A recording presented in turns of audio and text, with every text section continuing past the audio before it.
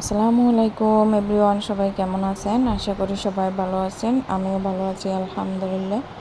আজকে হচ্ছে বন্ধুরা, আমার গাছ থেকে আমি বেগুন সবগুলো কেটে ফেলেছি, কারণ রোদের কারণে বেগুন গাছগুলো জ্বলে যাচ্ছে।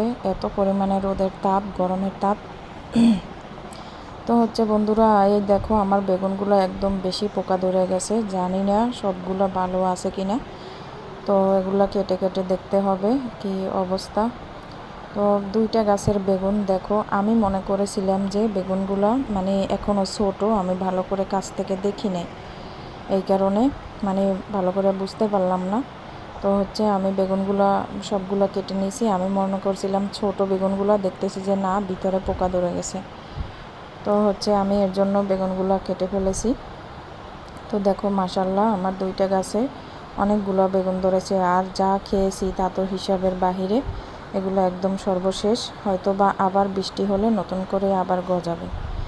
তো হচ্ছে বন্ধুরা, আমি আজকে সকালবেলা এই লতিগুলো আমি টোকাইছি আমাদের ঘরের সামনে দিয়ে, যে ছোট ছোট কচু গাছগুলো, ওইখান থেকে আমি লতিগুলো নিছি। দেখো একদম চিকন চিকন, আর বিশেষ করে আমার চিকন লতিগুলো কিন্তু অনেক ভালো লাগে খেতে। আমি মোটা লতি একদমই পছন্দ করি না। তো হচ্ছে এগুলো চাপা শুটকি দিয়ে, মাছের মাথা দিয়ে সুন্দর করে রান্না হবে। তো তোমাদের সাথে সেটা অবশ্যই কালকে শেয়ার করব। তো আসলে আমরা মেয়েরাই পারি একটু সামান্য সঞ্চয় করতে। তো আজকে হচ্ছে বন্ধুরা আমার অনেক কাজ। আমি মানে কি যে বলবো তোমাদের সাথে, আমি কাজ করতে করতে একদম হয়রান হয়ে যাইতেছি।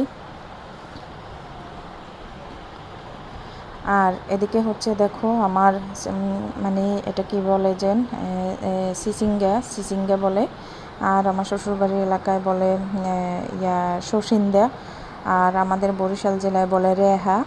তো এগুলো হচ্ছে দেখো আমার গাছে অনেকগুলো ধরেছে বন্ধুরা। এগুলো মানে আমি কাপড় দিয়ে বেঁধে দিয়েছি। কাপড় দিয়ে যদি না বেঁধি তাহলে কি হচ্ছে, পোকা চিকন চিকন ছোট ছোট পোকাগুলো এগুলো ছিদ্র করে দেওয়ার কারণে এটা মানে নষ্ট হয়ে যায়, পচে যায়। তো এই কারণেই হচ্ছে আমি প্রত্যেকটা মানে যতগুলো আমার চোখে পড়েছে ততগুলো আমি কাপড় দিয়ে বেঁধে দিয়েছি, যাতে এগুলো পরবর্তীতে আমি খেতে পারি। আর সবাই অবশ্যই মাশাল্লাহ বলবা, একদম লতায় মানে পাতার গোড়ায় গোড়ায় একদম ধরেছে। আমি যতগুলো আমার চোখের সামনে পড়েছে ততগুলো আমি কাপড় দিয়ে বেঁধে দিয়েছি। তো হচ্ছে আমি চেষ্টা করি আমি কিছু করার জন্য। আমার কাছে কিন্তু গাছ এগুলো করতে ভালো লাগে। আমি কিন্তু আসলে আমি ছোট থেকেই শহরে ছিলাম, আমি চট্টগ্রাম ছিলাম। তো আমি প্রথমে গ্রাম পছন্দ করতাম না, একদমই ভালো লাগতো না। পরে দিয়ে আমি নিজেকে মানায় নিছি। তো এখন আমার হচ্ছে দুইটি সন্তান আছে। আমি ওদের মুখের দিকে তাকাই, আমি গ্রামে বসবাস করি। আমার হাজব্যান্ড আছে, আমার হাজব্যান্ডও আমার সাথেই থাকে। তো এই কারণে আমি গ্রামে থাকি, সব কিছু মানায় নিছি। তার সাথে আমি এগুলো করতে ভালোবাসি। বেগুন গাছ, মরিচ গাছ হচ্ছে, তারপরে যে পটকা মরিচ, বিভিন্ন ধরনের গাছ রোপণ করতে আমার কাছে ভালো লাগে। অবশ্য আমার কিন্তু গাছের ভাগ্য নাই, অনেকবার রোপণ করেছি কিন্তু হইতেছিল না। তো এগুলো হচ্ছে এবারে দেখি যেন মাশাল্লাহ, আমি যতগুলো গাছ রোপণ করেছি এবছর ততগুলো গাছই হয়েছে। তো আমার কাছে কিন্তু খুবই ভালো লাগতেছে, আর আমি অনেকগুলো খেয়েছি। তো দেখো বন্ধুরা, প্রত্যেকটা মানে লতার ফাঁকে ফাঁকে এগুলো হয়েছে। যতগুলো আমার চোখের সামনে পড়ছে ততগুলোই আমি কাপড় দিয়ে বেঁধে রেখেছি। তো আসলে আমি মনে করি যে আমি তো সারাক্ষণ এগুলো মানে করতেই পারি, মানে কিছু একটা করলে এটা আমার হাতের জিনিস, তাই না? এটা আমার হাতের জিনিস, আমি ফরমালিন মুক্ত একটা জিনিস সবজি খেতে পারি, বা বাজার থেকে আনতে হলো না। বাজারেরগুলোতে ফরমালিন থাকে, তো এই কারণে আমি কিন্তু নিজে কিছু করার চেষ্টা করি। তো দেখো প্রত্যেকটা পাতার গোড়ায় গোড়ায় হয়েছে। তো আমার কাছে এগুলো ভালো লাগে। যখন প্রয়োজন হয় আমি এগুলো গাছ থেকে নিয়ে রান্না করে খেতে পারি, বা কাউকে একটা দুইটা দিয়ে সহযোগিতা করতে পারি, এটা আমার কাছে খুশি লাগে। আমার গাছের বেগুনও কিন্তু আমি অনেকের দিয়েছি, ইনশাআল্লাহ খুব ভালো লাগছে।